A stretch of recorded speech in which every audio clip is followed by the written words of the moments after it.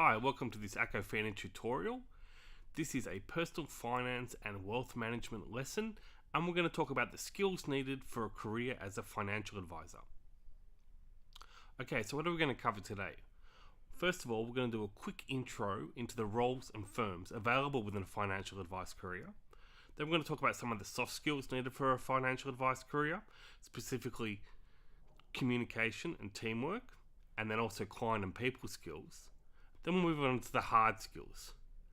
In regards to those, we're talking about the technical skills for financial advice, analytical and problem solving skills, and then finally technology, software or scripting skills. And finally, we'll have a little talk about ethics and integrity at the end and how it applies to a financial advice career and the industry. Okay, so first of all, financial advice or financial planning is a career. Working in financial planning or advice offers a variety of roles and firms for your job selection. It's one of those fields where it's rather broad. It's not a specialist niche position or career, but rather it's a general background and general training that allows you to fall into a variety of roles and firms. And now when it comes to the roles, there's generally two broad areas. You can be a specialist or a generalist. Now when it comes to specialist, you may be an expert in one particular area of financial advice or financial planning. You may offer services that only offer portfolio management for or portfolio allocation or model portfolios for clients. You could be a risk specialist and be an insurance broker or an insurance advisor or a retirement planner or perhaps estate planning specialist and so forth. Now in regards to the generalists, these are the more common financial advisors or planners that many people deal with, and that's where you kind of offer a one-stop shop. You're proficient in everything, similar to a general practitioner in medicine, and if there's anything where your knowledge gap is a bit weak, or you're not compliant in a particular area, you may refer them to other specialists. But that's where you offer the complete service and full suite of advice. Now as for firms, there's a wide variety, and they're kind of across the whole spectrum. Now you can work for a large global financial institution. They're things like UBS or Morgan Stanley that are huge firms, have giant wealth management arms, and are known all over the world. And you can be part of them, offering high net worth clients advice, or even aspirational people. Now, secondly, there are smaller practice-like firms, and this is similar to accountancy, where accountancy have the big four and then the local practice. Financial planners and financial advisors also have smaller practices. You may work with a small group of principals and just a few staff in the office. Thirdly, there's the sole proprietors and independent advisors. This is where you're the one-man band or the consultant, and you're generally kind of like a support person or like kind of like a coach or I don't know if it's a coach, but you offer everything and you're the one point of contact for a particular client or family. And also it's worth noting this fourth group here. Now, you can also work for some of the tech-focused firms of the future. So you may be less client-facing, so you may not have an office and have clients at a meeting like the old traditional financial advisors, but you actually may provide your financial advice speciality through offering services or even just providing the knowledge to power the modern tech platforms. So you may provide advice on how to build a tech platform, or you may work with clients with the modern tech platform as the intermediary. Okay, so they're the general roles and firms that you can work for in financial advice and financial planning. What are the standard skills you need to work in this industry? That's what we're going to cover today. Communication and teamwork, the first soft skill. Now, almost all full suite advice can't be done alone. Even if you're one of those previously mentioned sole proprietors, you're going to have to work with industry partners, suppliers, and other specialists. You need to be able to work adequately within groups. You have to work within a team. You have to kind of be able to get along with people. You have to be able to coordinate the needs and outputs of a variety of stakeholders. So there's going to be a lot of moving parts going on, whether it's your clients, your suppliers, partners you may refer clients to, whether it's accountants or lawyers or retirement fund product providers. There's going to be a whole bunch of moving parts, and you need to coordinate them all together so you can provide simple, straightforward advice to your clients and provide them all the answers they need. And similar to the previous two, you have to kind of keep everyone happy. You got to keep your stakeholders happy and moving in the same direction. So all these different stakeholders, whether it's the clients or partners or products providers, they've all got their own incentives. It's up to you to kind of corral them or get everyone moving in the one direction, keep them all happy moving in that one direction so you can provide the best advice to your client. The second soft skill is client and people skills. Now, much of the industry is still very, very client facing. Now, whether you meet someone in person, talk to them over the phone, or even just contact them through modern technology, it still is a people business, a client facing service business. And as a result, you kind of have to be approachable and likable. You kind of have to be easy to talk to and easy to get along with. You have to be able to make clients comfortable sharing sensitive personal information with you. Now, a lot of people don't like talking about their finances. Some cultures are more comfortable with it, but I know where I come from in a Western culture, it's very private when you talk about your finances. It's not something you discuss. So to approach a stranger and spill your guts about how much money you make, what your assets are, your family details, any previous relationships or children, it's very private information. So you've got to be able to make the clients comfortable sharing that with you.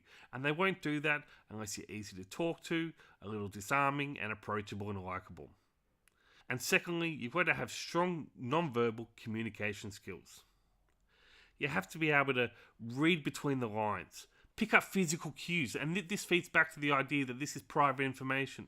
You have to transform a generalized conversation into tangible, concrete goals that the clients may not be able to word themselves.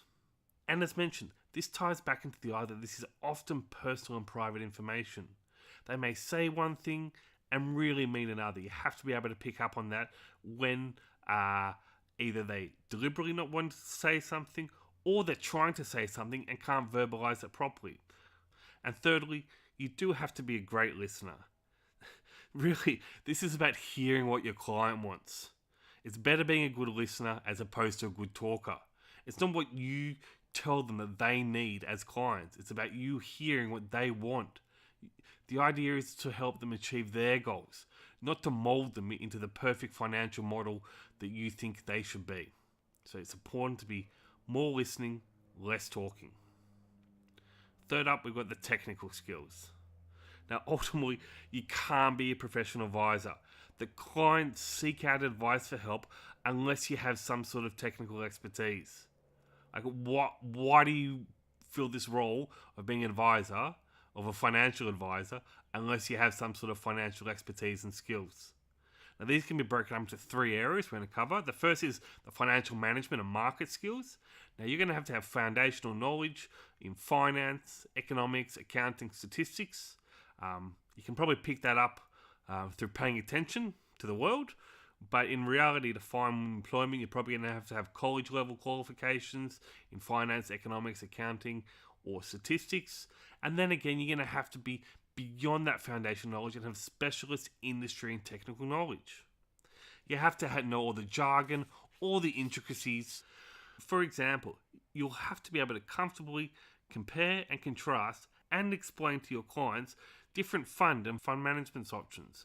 So not only do you have to know finance and economics, you're going to have enough industry knowledge to know how the fund management industry or the mutual fund industry or the retirement fund industry operates in your jurisdiction. Secondly, as another example, you'd have to be able to explain and compare and contrast insurance policies. You'd have to know the jargon, the legislation that applies, and you'd have to know it so well that you could provide the most appropriate insurance policy for that particular client. So it's no small task. As for the second group, you're going to have some legal and legislative skills. Now, this is kind of often underestimated with most people who are drawn to the financial advice career. This is because many areas of financial planning involve the interaction of finance and legislation. For example, you'll often be recommending strategies that take advantage of government policies. Now, you have to know how particular financial products, how they comply with regulation, and their interaction with the tax system, and how you can take advantage of that. Now, it's not about getting around the particular regulation or taxation system, but part of your job will be being able to recommend strategies that make the most advantage of the current government policy. So you've got to be able to work your way around particular legislation and know where financial opportunities lie. Secondly, specific legislation can actually create the need for financial advice services. Like, some streams of financial advice are based around government policy, tax policy, and legislation itself. For example, there's estate planning.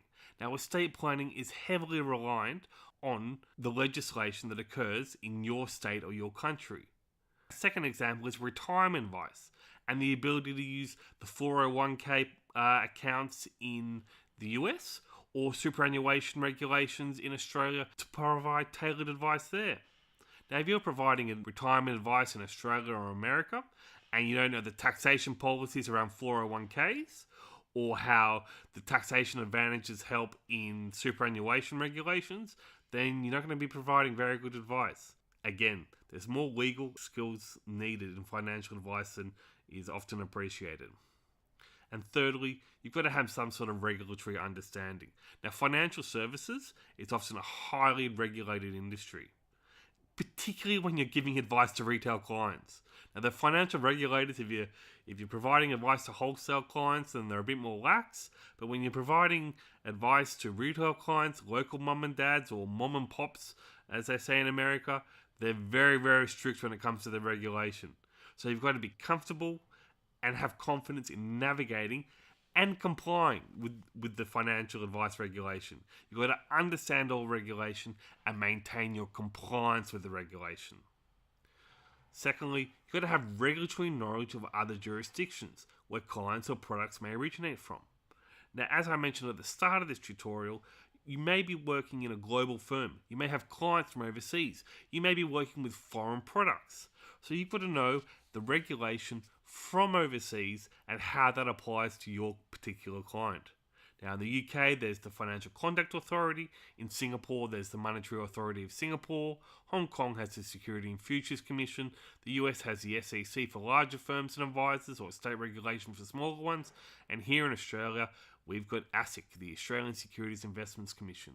Now, each of them has their own particular rules, and if you're servicing clients from those areas or offering products from those areas, you have to know, will this affect the advice that I'm giving to my client? The second area of hard skills we're going to talk about are analytical and problem-solving skills. Now, clients don't seek advice when things are going well and things are easy and straightforward. They seek advice when there's a problem to solve and solutions aren't apparent. Therefore, you have to be able to solve difficult problems. You have to draw upon data and information from disparate and disjointed sources. You have to be able to analyze and process all this data. You've got to use your wide breadth of knowledge to synthesize the issue. You can't rely solely on perhaps a specialty in equity market knowledge or a specialty in risk management skills. Often you've got to draw data from a broad set of skills, whether it's insurance, equities, retirement, legal, a whole bunch of areas. And you have to be able to synthesize these issues to create or generate an innovative solution for a client, or assess, whether they're good or bad, a previously formed strategy. This is not a tick and flick or a tick a box career. You have to be able to have good analytical problem solving skills. You've got to be able to find a way to fit a square peg in a round hole and do it well that benefits the client. The third hard skill is the technology, software, or scripting skills. Now, much of what we've discussed already in the previous skills can be improved with access technology. That is, the decision-making capabilities and efficiency possibilities are improved when we have access to good technology. Secondly, the industry, the financial planning and financial advice industry, is currently being disrupted by fintech. You'll see that there's a lot of segmentation and new services that pop up that take a chunk out of the broad, full suite financial advice industry. And as a result, much of the industry is becoming more tech focused to deal with disruptors and also take advantage of modern technology advancements. So the planners of today, and even more so tomorrow, will need good technology skills. Today, they would need specialist industry software skills.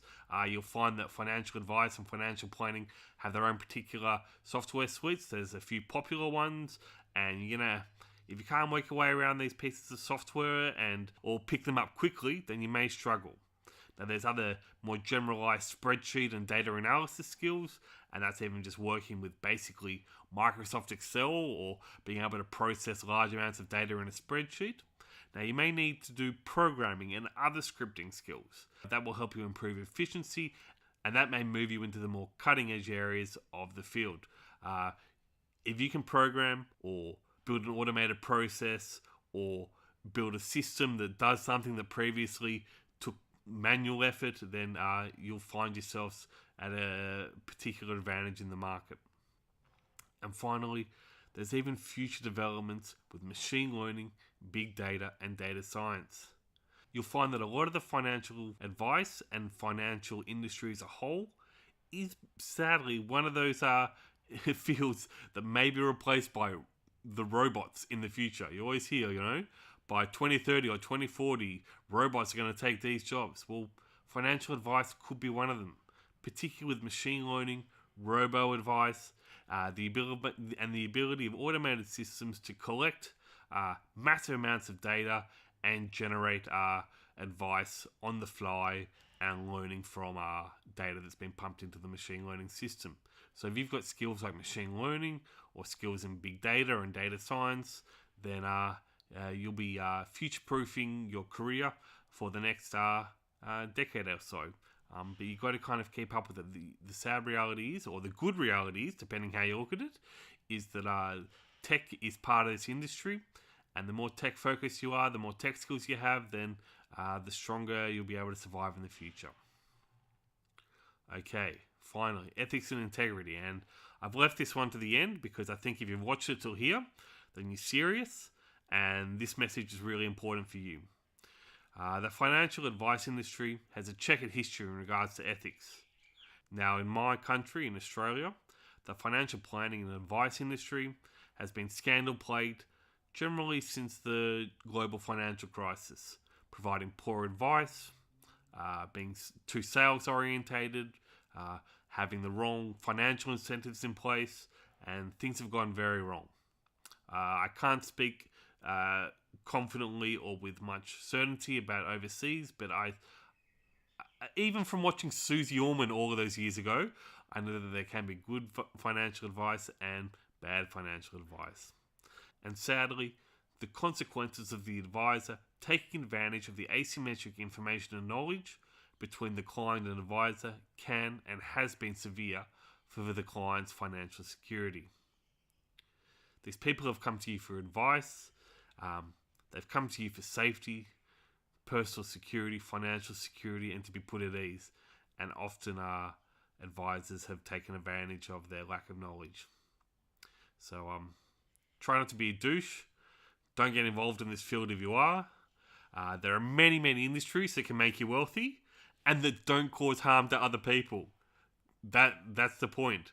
There's many ways you can meet your financial goals without scamming people who came to you for guidance and came to you specifically for your help. So don't take advantage of people's trust in you. Have high standards, maintain a personal code, and ideally maintain a professional or industry code, and protect your integrity.